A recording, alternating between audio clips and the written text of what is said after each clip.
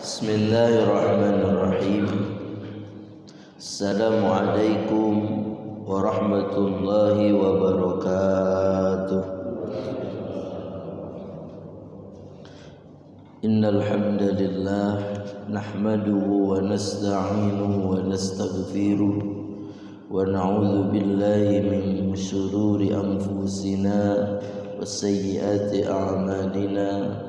من يهده الله فلا مضل له ومن يضلل فلا هادي له أشهد أن لا إله إلا الله وحده لا شريك له وأشهد أن محمدا عبده ورسوله لا نبي ولا رسول بعده أما بعد قال الله تعالى في القرآن الكريم وهو أصدق القائلين أعوذ بالله من الشيطان الرجيم بسم الله الرحمن الرحيم يا أيها الذين آمنوا اتقوا الله وقولوا قولا سديدا الآية صدق الله العظيم وصدق رسوله الكريم ونحن على ذلك من الشاهدين والشاكرين والحمد لله رب العالمين.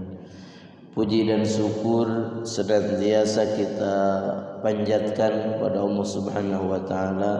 Alhamdulillah, para jamaah yang dirahmati oleh Allah Subhanahu wa taala, di pagi hari ini selepas kita melaksanakan salat subuh berjamaah, kita bisa bersama-sama kembali di majelis yang insyaallah dimuliakan oleh Allah Subhanahu wa taala, yang mudah-mudahan amal ibadah kita di pagi hari ini diterima oleh Allah Subhanahu wa taala dan kita dikumpulkan kembali di surganya Allah Subhanahu wa taala. Amin ya rabbal alamin. Shalawat dan salam marilah kita limpahkan kepada Nabi Muhammad sallallahu alaihi wasallam. Para jamaah yang dirahmati oleh Allah Subhanahu wa taala, insyaallah di pagi hari ini kita akan melanjutkan kembali mengkaji hadis-hadis Rasulullah sallallahu alaihi wasallam yang ada di dalam kitab Riyadhus Shalihin. Kita di pagi hari ini akan membahas bab yang ke-6, yaitu bab taqwa, bab tentang ketakwaan. Allah Subhanahu wa taala berfirman di dalam Quran surah At-Taghabun ayat ke-16, ya ayyuhalladzina amanu taqullaha haqqa tuqatih wa la tamutunna illa wa antum muslimun. Insyaallah ayat ini sudah sering kita dengar, minimalnya seminggu sekali ketika kita hadir melaksanakan sholat Jumat. Ya ayyuhalladzina amanu, ingatlah wahai orang-orang yang beriman, kata Allah, ittaqullaha, bertakwalah kalian kepada Allah, haqqa tuqatih, dengan sebenar-benarnya bertakwa, wala tamutunna illa wa antum muslimun, dan janganlah sekali-kali kalian mati illa wa antum muslimun, kecuali kalian dalam keadaan muslimun, dalam keadaan Islam, dalam keadaan berserah diri. Wa qala ta'ala, dan Allah Subhanahu wa taala juga berfirman di dalam Quran surah Al-Ahzab ayat ke-70, fattaqullaha mastata'tum, bertakwalah kalian kepada Allah mastata'tum, sesuai dengan kemampuan kalian. Wa hadhil ayat mubayyina lil muradi minal ula. Jadi ayat yang kedua ini menjelaskan ayat yang pertama tadi, di mana dalam ayat yang pertama surah At-Taghabun ayat ke 16, Allah Subhanahu wa taala mengatakan, ya ayyuhalladzina amanu surah Ali Imran ya, surah Ali Imran ayat ke-102. Kalau yang tadi fattaqullaha mastata'tum itu surah At-Taghabun ayat ke-16. Jadi ketukar. Allah Subhanahu wa taala memerintahkan kepada kita untuk bertakwa dengan sebenar-benarnya bertakwa. Insyaallah takwa ini ya sudah kita pahami, sudah mafhum. Takwanya seperti apa? Maka dalam ayat kedua, bertakwa mastata'tum, sesuai dengan kemampuan kalian. Artinya ketakwaan itu pasti bisa kita lakukan. Karena apapun perintah Allah pasti tidak akan berada di luar kemampuan kita. Begitu juga firman Allah Ta'ala di dalam Quran surah Al-Ahzab ayat ke-70. Ya ayyuhalladzina amanu taqullaha wa qulu qawlan sadida. Ingatlah wahai orang-orang yang beriman, ittaqullah, bertakwalah kalian kepada Allah, wa qulu qawlan sadida, dan berkatalah kalian qawlan sadida, dengan perkataan yang sadid, yang benar. Wal ayatu fil amri bittaqwa katsiratun ma'lumah. Sebenarnya ayat-ayat terkait dengan takwa itu katsiratun ma'lumatun, banyak sekali dan sudah kita ketahui. Misalnya ayat yang lain, wa may yattaqillah yaj'al lahu makhraja. Ya, banyak ayat-ayat tentang takwa. Nah, di dalam kitab ini Ibnu Hajar sebelum membahas hadis-hadis Rasul tentang takwa memang biasa menengahkan ayat-ayat Al-Qur'an. Yang intinya ayat-ayat Al-Qur'an tentang takwa itu yang pertama memerintahkan kita agar bertakwa dengan sebenar-benarnya bertakwa, agar kita bertakwa sesuai dengan kemampuan kita. Maka kalau sudah bertakwa, yaj'al lahu makhraja, di antaranya akan diberikan makhraja, jalan keluar, solusi dari berbagai permasalahan yang dihadapi di dunia. Wa yarzuqhu min haitsu la yahtasib, dan akan diberikan rezeki dari arah yang tidak diduga-duga. In tattaqullaha yaj'al lakum furqana wa yukaffir ankum sayyi'atikum wa yaghfir lakum. Dalam ayat lain, jika kalian bertakwa kata Allah, maka Allah akan menjadikan bagi kalian itu furqana, pembeda dari yang lain. Wa yukaffir ankum sayyi'atikum, dan orang yang bertakwa itu akan dihapus kesalahan-kesalahannya, wa yaghfir lakum, dan dosa-dosanya akan diampuni. Wallahu dzul fadlil azim. Jadi banyak keutamaan bertakwa. Jadi intinya kalau kita ingin mendapatkan kemudahan para jamaah rahimakumullah dalam kehidupan ini, maka kunci satu-satunya adalah bertakwa kepada Allah. Kita punya masalah, kalau kita orang yang bertakwa, maka Allah akan memberikan jalan keluar. Kita punya kesulitan, kita punya kesusahan dalam masalah apapun, maka kalau kita bertakwa, maka pasti Allah akan memberikan solusinya. Makanya apapun yang kita miliki harus ditujukan untuk ketakwaan. Kita punya harta, harta itu untuk apa? Untuk ketakwaan kepada Allah Subhanahu wa taala. Kita punya waktu itu untuk apa? Untuk ketakwaan kepada Allah Subhanahu wa taala. Kita punya pangkat, punya jabatan, pangkat dan jabatan itu untuk ketakwaan kepada Allah Subhanahu wa taala. Kita punya badan yang sehat, yang bugar, yang kuat, maka badan sehat, bugar, kuat itu untuk ketakwaan kepada Allah Subhanahu wa taala. Jadi jangan sebaliknya, kita punya harta malah kita berpoya-poya dengan harta, mengorbankan ketakwaan.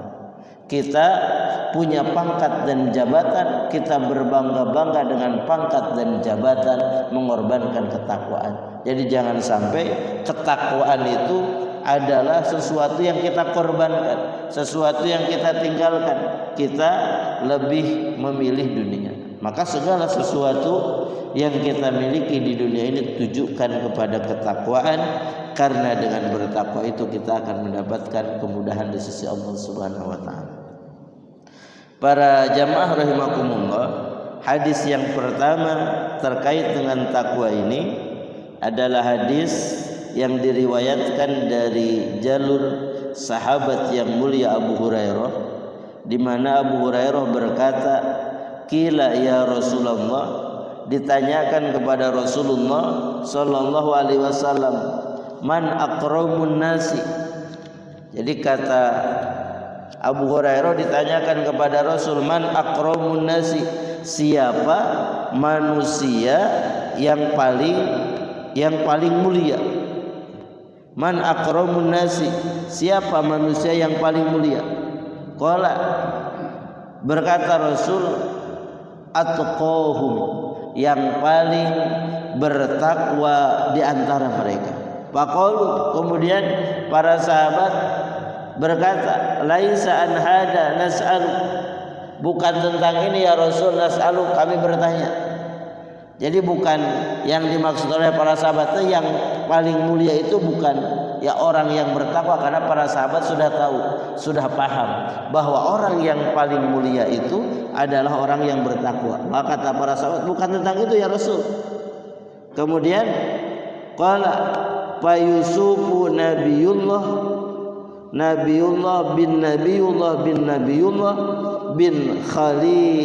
bin Khalilillah. Ya. Maka kata Nabi, Yusuf itu adalah Nabi Allah, bin putranya Nabi Allah, putranya Nabi Allah, putranya kekasih Allah. Qalu laisa an hadza nas'al, bukan tentang itu, bukan tentang Yusuf. Kami bertanya ya Rasul. Qala fa an ma'adil Arab tas'alun, apakah tentang qabilah Arab, qabilah orang Arab kalian bertanya kepada, kata Rasul. Maka kata Rasul, khiyaruhum fil jahiliyah khiyaruhum fil Islam idza faqahu.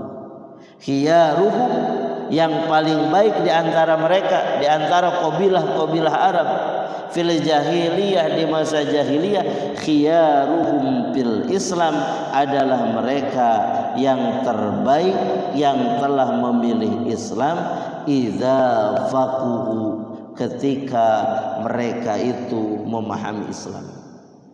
Jadi kalau takwa itu para jamaah rahimakumullah, ya di tengah-tengah para sahabat sudah mafhum sebagaimana kita, bahwa takwa lah yang akan meningkatkan derajat kemuliaan kita. Jadi kemuliaan itu asalnya, makna asalnya adalah kasratul khair wa huwa didullah. Jadi kasratul khair. Jadi yang mulia itu siapa? Orang yang paling mulia itu asal maknanya adalah kasratul khair, banyaknya kebaikan. Artinya ketika banyak kebaikan dalam diri kita, pasti kita itu akan menjadi orang mulia. Gitu. Maka kalau ingin menjadi orang mulia, lakukan berbagai kebaikan, apapun kebaikan, dalam bidang apapun kebaikan, kapanpun kita melakukan kebaikan. Maka ketika kita senantiasa melakukan kebaikan, pasti kita akan menjadi ya orang yang mulia di sisi Allah Subhanahu wa taala.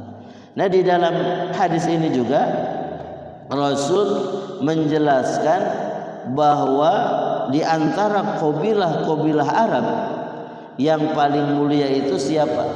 Adalah mereka yang memilih Islam, yang memilih Islam dan mereka memahami Islam, memahami aturan Islam, aturan Islam. Maka di dalam hadis ini menunjukkan kepada kita bahwa annal insana yukramu wa yusrafu bi taqwallah azza wa jalla. Memang manusia itu akan dimuliakan di sisi Allah Subhanahu wa taala dengan ketakwaan kepada Allah. Wa ana man kana taqiyan katsirul khair fid dunya rafi'ud darajah fil akhirah. Dan orang yang bertakwa itu dia adalah orang yang banyak melakukan kebaikan di dunia, dan dia adalah orang yang akan diangkat derajatnya di akhirat. Yusraful insan bisarafi abaihi wa usratihi. Jadi seseorang itu memang bisa mulia dengan kemuliaan bapaknya, dengan kemuliaan keluarganya, dengan kemuliaan nasabnya. Jadi orang bisa mulia dengan nasabnya. Oh, ini nasabnya keturunan apa? Keturunan sultan. Ini adalah darah biru. Kalau di Banten itu apa? Tubagus gitu. Ini keturunan Tubagus. Memang bisa diangkat dengan nasabnya. Makanya Rasul kalau kita mau memilih pasangan dulu, maka Rasul menganjurkan salah satu pasangan yang harus dipilih itu adalah lihat nasabnya. Karena dengan nasab itu salah satunya bisa menjadikan kita mulia. Tapi kita punya nasab yang bagus, punya nasab yang terhormat, tapi kalau kita tidak bertakwa, maka kemuliaan itu tidak akan melekat pada diri kita. Jadi intinya kemuliaan-kemuliaan yang sifatnya duniawi, kita bisa mulia dengan pangkat kita, dengan jabatan kita, dengan nasab kita.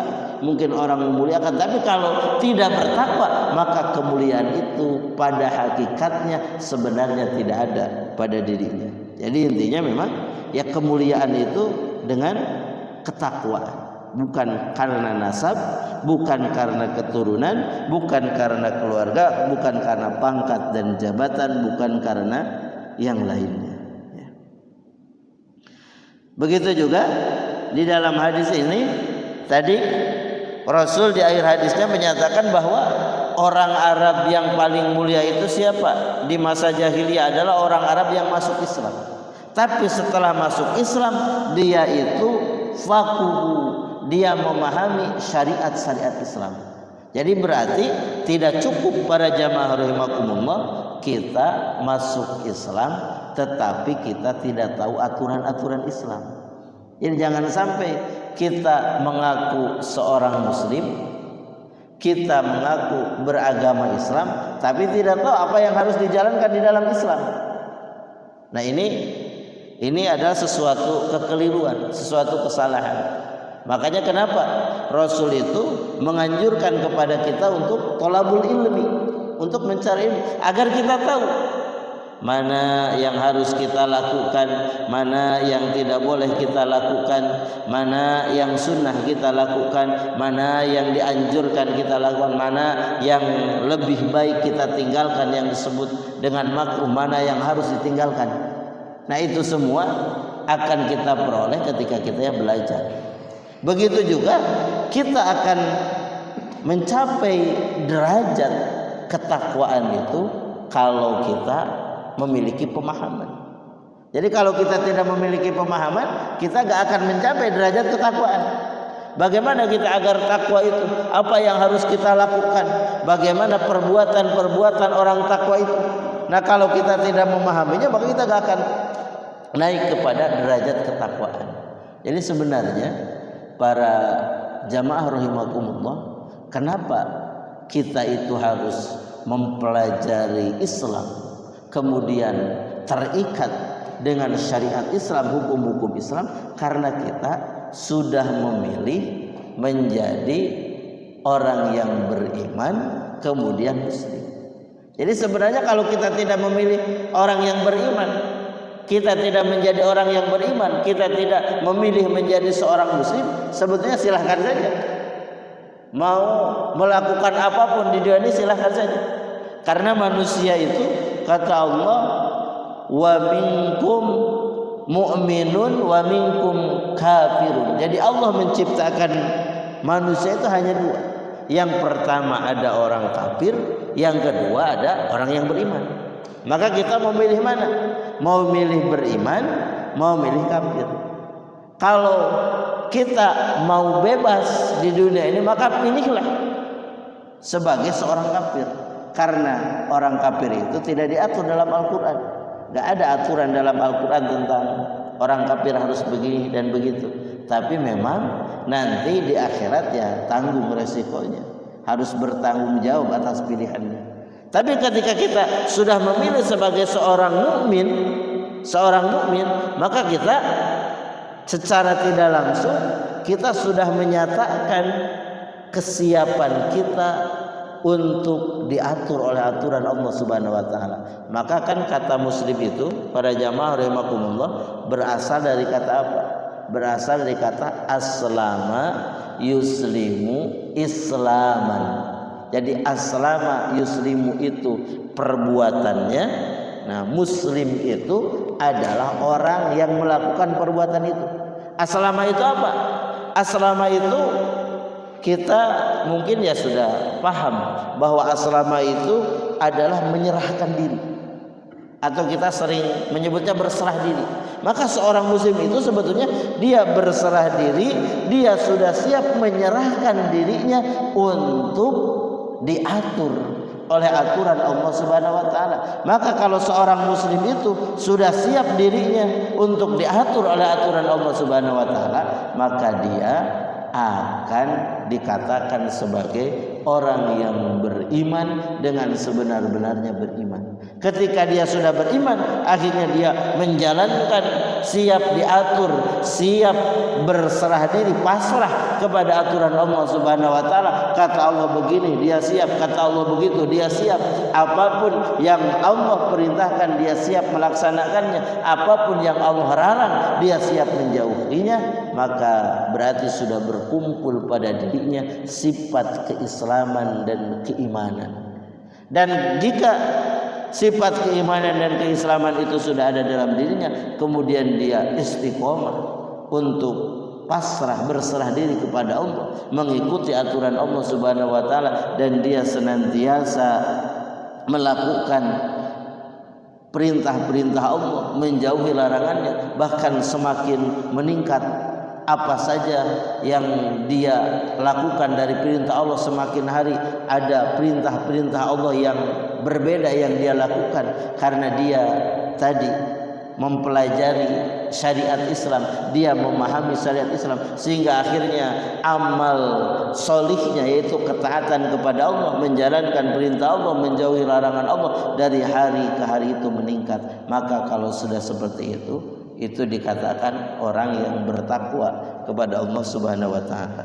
Jadi para jamaah rahimakumullah, memang kita akan mulia itu ketika kita memeluk agama Islam. Tapi kita akan sempurna keislamannya ketika kita itu memahami aturan-aturan Allah Subhanahu wa taala. Karena ketika kita sudah memahami aturan Allah Subhanahu wa taala, maka kita akan tahu apa yang harus dilakukan oleh kita selaku seorang muslim yang berserah diri kepada Allah Subhanahu wa taala, sehingga akhirnya di ujung keislaman dan keimanan kita menjadi orang-orang yang bertakwa kepada Allah Subhanahu wa taala. Nah, itu hadis yang pertama. Jadi memang di dalam hadis ini ya tidak membahas apa itu takwa dan sebagainya, karena itu ya sudah mafhum. Kemudian hadis yang kedua terkait dengan ketakwaan ini, atsani an Abi Sa'id Al-Khudri radhiyallahu anhu anin Nabi sallallahu alaihi wasallam, dari Nabi Muhammad sallallahu alaihi wasallam qala, Nabi bersabda, inna dunya khulwatun khadratun. Inna dunya, sesungguhnya dunia itu khadiratun, khulwatun khadiratun, dunia itu tampak manis, khadiratun tampak hijau, ya, tampak hijau. Wa innallaha mustakhlifukum fiha fayanzuru kaifa ta'maluna, dan sesungguhnya Allah mustakhlifukum, Allah akan membeda-bedakan kalian fiha, di dunia itu, fayanzuru, maka Allah akan memperhatikan kaifa ta'maluna, bagaimana kalian melakukan aktivitas di dunia itu. fattaqud dunya, kata Rasul, fattaqud dunya, maka hati-hatilah kalian ad-dunya dengan dunia. Wattaqun nisa, dan hati-hatilah kalian dengan perempuan. Wa inna awala fitnati Bani Israel, karena sesungguhnya awal fitnah yang menimpa Bani Israel kanat bin nisa, itu terjadi pada perempuan. Hadis ini diriwayatkan oleh Imam Muslim, ya, oleh Imam Muslim di dalam kitab Ar-Riqaq, kitab tentang ya perbudakan, pembebasan.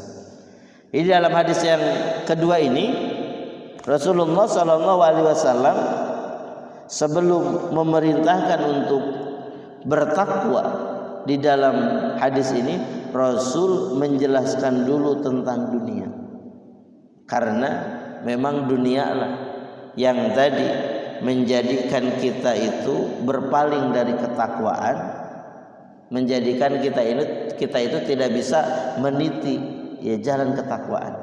Kadang kita ya tergoda dengan yang namanya dunia, kita terpalingkan dengan yang namanya dunia. Maka Rasul mengingatkan dalam hadis ini, inna dunya hulwatun, sesungguhnya dunia itu nampaknya manis. Kemudian kata Rasul, dunia juga nampaknya itu hijau. Kan biasanya yang manis-manis, yang hijau-hijau itu apa? Enak, lezat. Betul nggak Bapak? Jadi kalau dulu itu, kalau di Sunda itu suka ada kata-kata orang tua, maneh mah hejo karena duit. Jadi hejo itu apa? Hejo itu ya tertarik gitu. Jadi sesuatu yang hijau-hijau, sesuatu yang manis-manis, itu adalah sesuatu yang menarik perhatian kita. Kenapa kita jalan-jalan ke tempat-tempat yang jauh? Karena tempat itu indah, nampaknya hijau, nah gitu. Kenapa kita tertarik terhadap sesuatu? Oh, itu nampaknya manis. Jadi yang manis-manis, yang hijau-hijau itu indah. Maka dunia itu ya kelihatannya itu indah, ya kelihatannya indah. Tapi kata Rasul, nanti kalian itu akan berbeda-beda sikapnya terkait dengan dunia itu. Maka Allah nanti akan memperhatikan bagaimana kalian itu bersikap di dunia itu, kalian itu beraktivitas di dunia, kalian itu melakukan amal di dunia itu seperti apa. Nanti akan diperhatikan oleh Allah Subhanahu wa taala. Maka pesan Rasul, ittaqud dunya, hati-hatilah terhadap dunia. Itu kata Rasul. Jadi dunia itu manis dan hijau, maka hati-hatilah terhadap dunia. Artinya apa? Artinya jangan sampai kita terperdaya dengan dunia. Jangan sampai dunia itu menjadi segala-galanya bagi kita. Padahal yang namanya dunia sebagaimana kita ketahui tidak akan dibawa oleh kita meninggal dunia, dibawa oleh kita masuk ke liang lahat, masuk ke dalam kuburan, gak akan. Punya mobil sebagus apapun tidak akan dibawa, kecuali dunia yang akan dibawa itu ketika dunia itu dijadikan wasilah untuk kita bertakwa kepada Allah, dijadikan wasilah untuk kita melakukan berbagai kebaikan, dijadikan wasilah untuk kita melakukan amal sholeh, baru dunia itu akan dibawa meninggal dunia gitu, akan dibawa tuh ke kuburan, karena itu akan menjadi penerang kita nanti di kuburan. Jadi kalau dunia itu semata-mata hanya kita nikmati, hanya sebagai kenikmatan dunia semata yang kita nikmati di dunia ini, tidak menghantarkan kepada kebahagiaan kita di akhirat, maka ya dunia itu hanya berhenti ketika kita sudah meninggal dunia. Maka di sanalah dunia tidak akan sampai ke akhirat kita, tidak akan sampai ke alam barzakh kita, tidak akan sampai menyertai kita ketika berada di kuburan, ketika berada di alam kubur. Maka kata Rasul, hati-hatilah dengan dunia. Tapi ini juga artinya para jamaah rahimakumullah, bukan berarti kita harus ya menjauhi dunia. Maksudnya hati-hati itu ya dunia boleh kita punya, dunia boleh kita cari, dunia boleh kita miliki, tapi hati-hati, jangan sampai dunia itu memperdaya kita, jangan sampai dunia itu memalingkan kita dari ketakwaan kepada Allah Subhanahu wa taala. Nah, begitu juga pesan Rasul, wattaqun nisa, dan hati-hatilah terhadap perempuan. Padahal sebenarnya perempuan ini para jamaah rahimakumullah termasuk kepada perkara duniawi.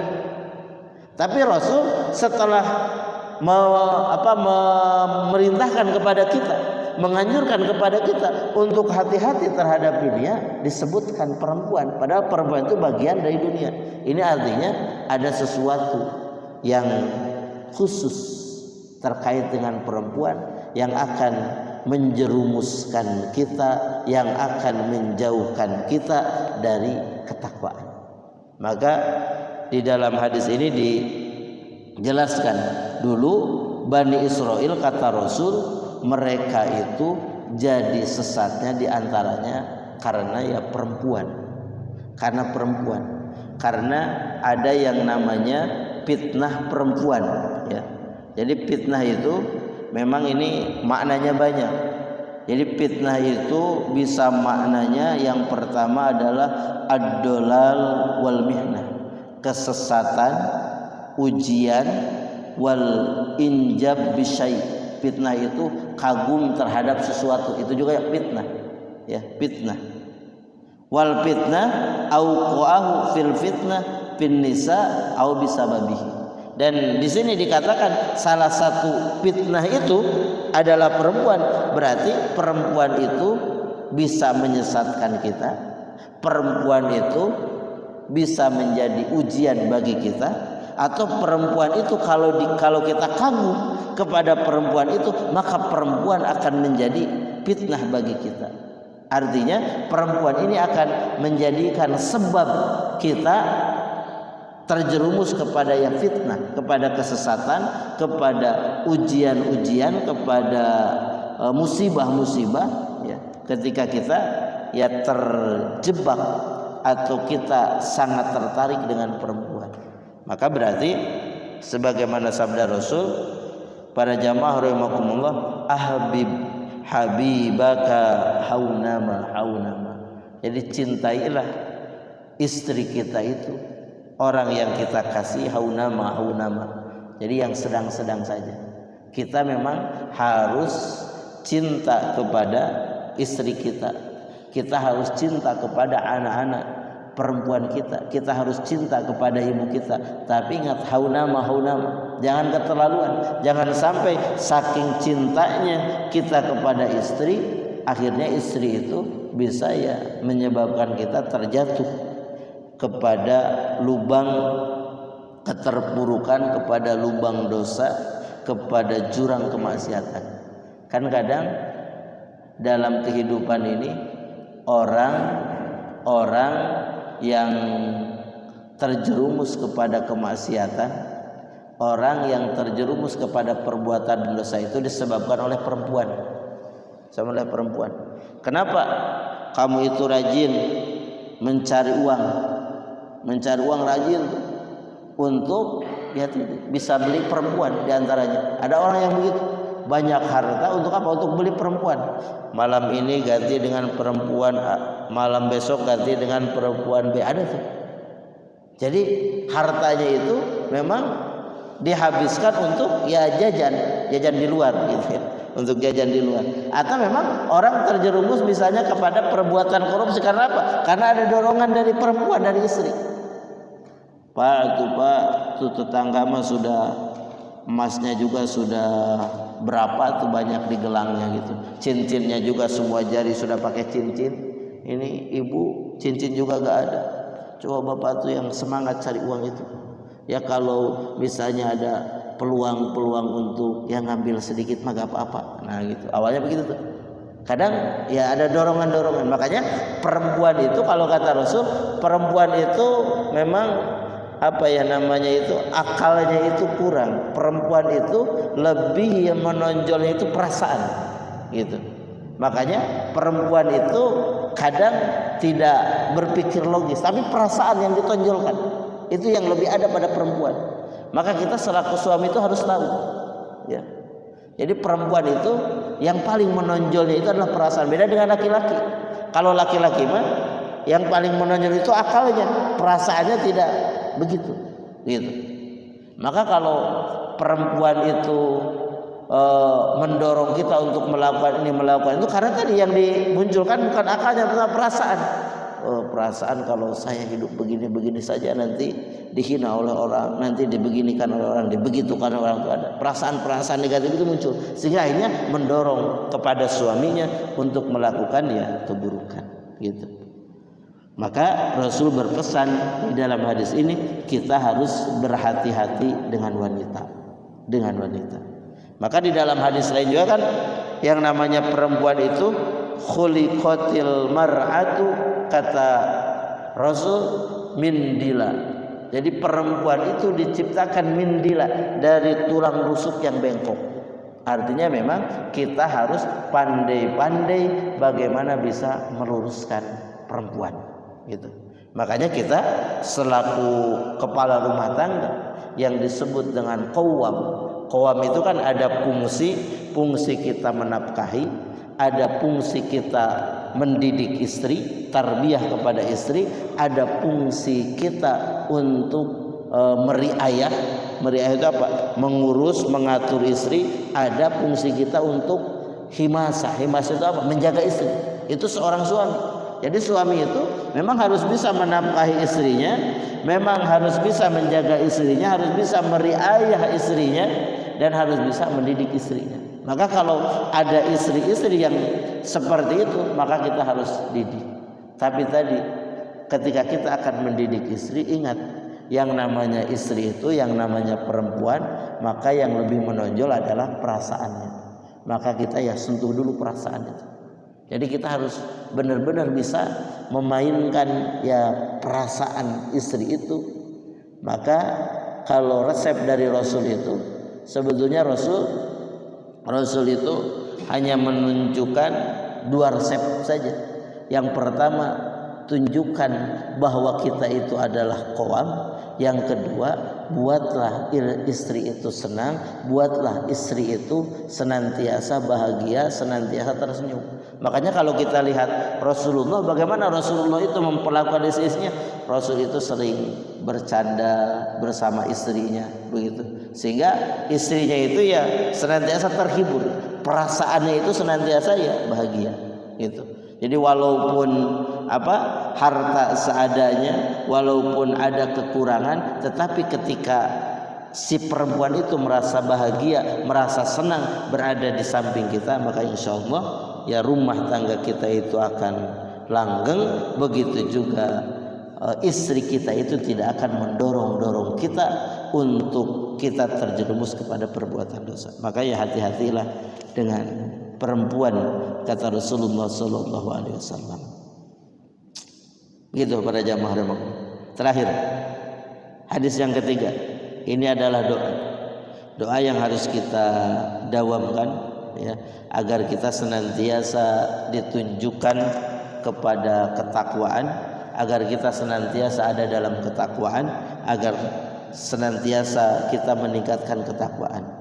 Hadis ini dari Ibnu Mas'ud radhiyallahu anhu, Nabi sallallahu alaihi wasallam, sesungguhnya Nabi kana yaqulu, Nabi berkata, Allahumma inni as'alukal huda wat tuqa wal afafa wal ghina. Hadis ini diriwayatkan oleh Imam Muslim. Jadi Nabi berdoa kepada Allah, Allahumma ya Allah, inni sesungguhnya aku as'aluka, aku memohon kepadamu al-huda, petunjuk, wat tuqa dan ketakwaan, wal afafa dan dijaga, dibersihkan dari segala sesuatu yang akan menjerumuskan kepada kesesatan, yang akan menjerumuskan kepada kebinasaan ya. Wal ghina dan memohon untuk ghina, untuk kaya, dan jadikanlah aku ini memohon kepadamu ya Allah al-ghina, kekayaan. Kaya itu berarti apa maknanya? Tidak butuh. Jadi tidak butuh kepada manusia, tidak butuh kepada selainmu ya Allah, hanya butuh kepadamu karena engkau telah memenuhi segala kebutuhanku, engkau telah menyiapkan segala fasilitas untukku. Itu namanya al-ghina. Berarti di dalam doa Rasul ini, pertama Rasul meminta kepada Allah al-huda, agar senantiasa ada dalam petunjuk. Yang kedua Rasul meminta kepada Allah at-tuqa, agar senantiasa ada dalam ketakwaan. Yang ketiga Rasul meminta al-afaf, agar senantiasa dibersihkan dari segala hal yang bisa menjerumuskan dan dijaga dari segala hal yang bisa menghantarkan kepada kesesatan, kebinasaan. Kemudian terakhir Rasul meminta al-ghina. Al-ghina itu ya asal maknanya kekayaan. Orang kaya itu orang yang tidak butuh. Tapi maksudnya al-ghina di sini itu Rasul meminta agar tidak ya butuh, tidak tergantung kepada manusia. Jadi tidak tergantung kepada manusia, tidak mengandalkan semuanya dari ya bantuan-bantuan manusia, hanya mengandalkan kepadamu ya Allah. Gitu. Nah, ini doa yang harus kita dawamkan para jamaah rahimakumullah. Yuk kita sama-sama dibaca. Allahumma inni as'aluka, Allahumma inni as'alukal huda wat-tuqa wal afafa wal ghina. Allahumma inni as'alukal huda wat-tuqa wal afafa wal ghina. Silakan ya kita amalkan, itu adalah doa yang biasa dilakukan oleh Rasulullah SAW. Itu mungkin para jamaah rahimakumullah yang bisa kita kaji pada kesempatan pagi hari ini. Mudah-mudahan apa yang kita kaji ini menjadi penambah semangat kita, dorongan kita untuk senantiasa ada dalam ketakwaan, dan menambah keyakinan kita bahwa kebahagiaan di dunia dan di akhirat itu hanya bisa diraih dengan ketakwaan, bahwa kemudahan di dunia dan di akhirat juga hanya bisa diraih dengan ketakwaan kepada Allah Subhanahu wa taala. Maka mutlak kita tidak ada pilihan yang lain kecuali kita menjadi orang-orang yang bertakwa. Silakan sebelum diakhiri kalau ada yang ingin disampaikan dipersilakan.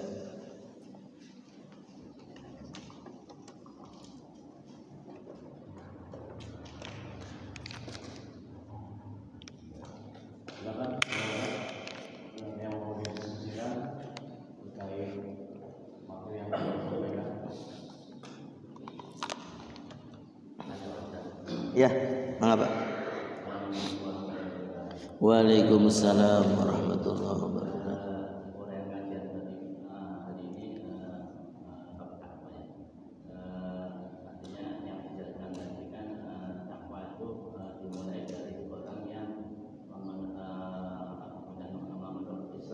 Iya.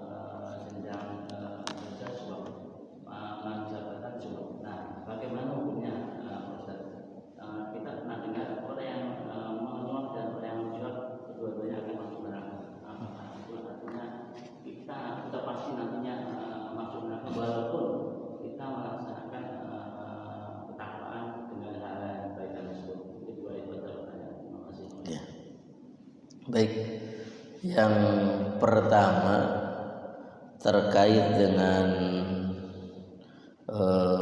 apa tadi? Yang suap dulu ya. Suap itu memang kata Rasulullah SAW, ar-razi wal murtasi finnar.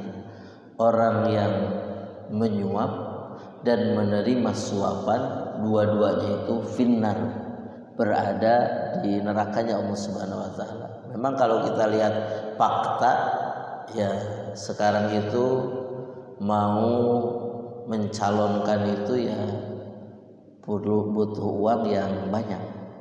Kalau tidak ada uang maka tidak akan menjadi calon. Untuk menjadi calon nomor 1, nah itu harus uangnya berbeda dengan calon yang nomor 2. Kalau kita jadi DPR memang ya hampir semua lini. Nah bagaimana dengan orang yang seperti itu? Maka kalau kita hubungkan dengan ketakwaan, justru dia itu berarti bukan termasuk orang yang bertakwa. Karena kalau orang yang bertakwa itu dia akan hati-hati, dia akan menjauhi perkara-perkara yang diharamkan oleh Allah Subhanahu wa taala. Maka kalau terkait dengan suap itu, kalau memang betul-betul suap ya jangan. Bapak kalau mau masuk kerja di pabrik ini maka harus ada uang sekian gitu. Bapak kalau mau jadi calon maka harus ada uang sekian. Maka kalau uang itu semata-mata adalah pelicin untuk kita bisa diterima kerja, bukan terkait dengan administrasi, itu harus kita lihat. Ini uang sekian itu untuk apa ini? Oh ternyata ini mah ada administrasi. Kalau masuk kerja di sini itu kita harus mengisi ini, atau misalnya ada uang pendaftaran, nah gitu tuh. Ya ada administrasinya. Kalau ternyata uang itu semata-mata hanya untuk administrasi, bukan pelicin kita untuk masuk ke sebuah pekerjaan itu atau diterima di sebuah institusi, maka ya itu tidak termasuk kepada suap. Nah kalau suap itu memang ini kalau tidak ada ini nih kita nggak akan bisa masuk gitu. Jadi memang ini itu wasilah perantara kita untuk bisa masuk. Ini adalah wasilah perantara kita untuk bisa diterima. Ya bukan hanya pekerjaan saja, sekolah misalnya. Kalau anak bapak mau diterima di sekolah ini sekolah favorit, anak bapak harus beli kursi. Nah kursinya sekarang harganya itu sudah sekian lah gitu misalnya. Kan ada juga dari sekolah-sekolah favorit itu yang jual kursi, atau di kuliah-kuliah ya di universitas yang favorit, universitas yang bagus itu kadang ada juga yang seperti itu. Nah maka itu tergolong suap. Maka kalau kita melakukan suap berarti ketakwaannya itu dipertanyakan gitu. Kemudian tadi yang pertama terkait apa Pak?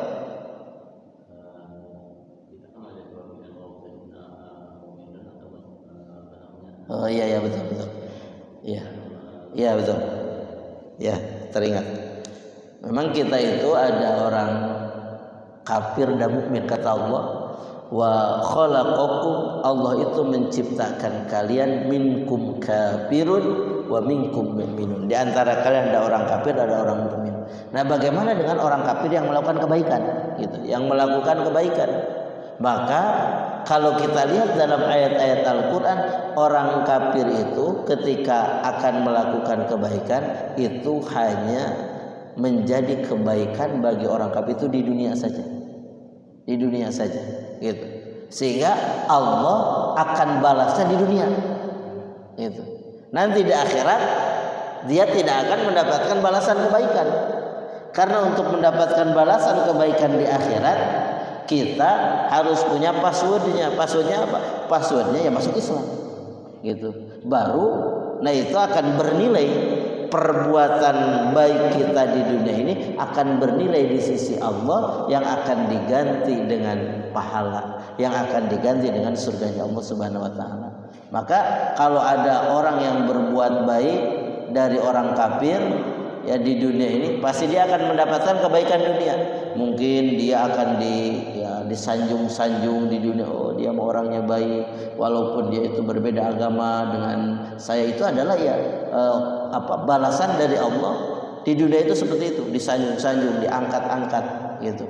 Atau mungkin ya karena kebaikannya itu banyak orang yang dekat kepadanya, banyak relasi, atau mungkin juga ya bisa mendapatkan kemudahan dari Allah Subhanahu wa taala. Tapi kemudahan itu hakikatnya bukan rahmat Allah Subhanahu wa taala, tapi kemudahan yang diberikan kepada orang kafir itu hakikatnya adalah istidraj. Dan istidraj itu apa tuh namanya? Ya dielus-elus dulu, nanti dijatuhkan oleh Allah Subhanahu wa taala. Namanya apa tuh? Diluluh, ya diluluh gitu. Kalau di Jawa apa? Kalau di mana? Tinggal dimaknai aja. Jadi begitu. Sehingga orang kafir itu ketika berbuat baik, maka dikatakan oleh Rasulullah SAW, kebaikannya itu bagaikan lilin. Kebaikannya itu akan menerangi menjadi kebaikan bagi yang lain, tapi akan membakar dirinya. Dirinya terbakar. Itu karena apa? Karena dia tadi tidak punya password, yaitu Islam. Dia belum masuk Islam. Jadi seperti itu. Sehingga ya kalau dia ingin mendapatkan pahala nanti di akhirat, dimasukkan surga, maka ya satu-satunya jalan dia harus masuk Islam. Harus masuk Islam. Kepada orang kafir itu memang perintahnya hanya satu. Perintahnya mau tetap dalam kekafiran kata Allah, atau mau masuk Islam, mau beriman gitu. Perintahnya begitu. Maka ketika tetap dalam kekafiran silakan bebas. Tapi kalau ketika milih beriman, maka ikutilah segala aturan main orang yang beriman gitu.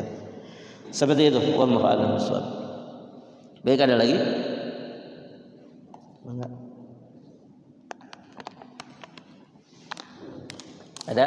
Sudah cukup? Baik, kalau cukup itu mungkin yang bisa kita kaji pada jamaah rahimakumullah pada kesempatan pagi yang mulia ini. Mudah-mudahan dengan kehadiran kita ke majelis ini Allah senantiasa mempermudah segala urusan kita. Andaikan di antara kita yang sedang kesulitan, kesusahan, kebingungan, Allah angkat sulit, susah, bingungnya, ganti dengan kebaikan. Andaikan di antara kita ada yang sedang sakit, di antara keluarga kita ada yang sedang sakit, di antara jamaah kita ada yang sedang sakit, di antara tetangga kita ada yang sedang sakit, Allah angkat sakitnya, ganti dengan kesehatan. Mudah-mudahan segala keinginan kita, cita-cita kita, hajat kita diwujudkan segera oleh Allah Subhanahu wa taala. Kita diistiqomahkan dalam kebaikan ini sampai ajal menjemput kita. Kita dimatikan dalam keadaan husnul khatimah, di tempat yang baik, dalam keadaan yang baik, di waktu yang baik, dikembalikan kembali ke tempat yang baik di surganya Allah Subhanahu wa taala bersama orang-orang yang baik. Ala hadhihi niyyah wa likulli niyatin salihah. Al-Fatihah. A'udzu billahi minasyaitonir rajim. Bismillahirrahmanirrahim. Alhamdulillahi rabbil alamin arrahmanir rahim maliki yaumiddin. Iyyaka na'budu wa iyyaka nasta'in. Ihdinas siratal mustaqim. Siratal ladzina an'amta 'alaihim ghairil maghdubi 'alaihim waladdallin. Qulu qali hadza astaghfirullahaladzim li wa lakum. Assalamualaikum warahmatullahi wabarakatuh.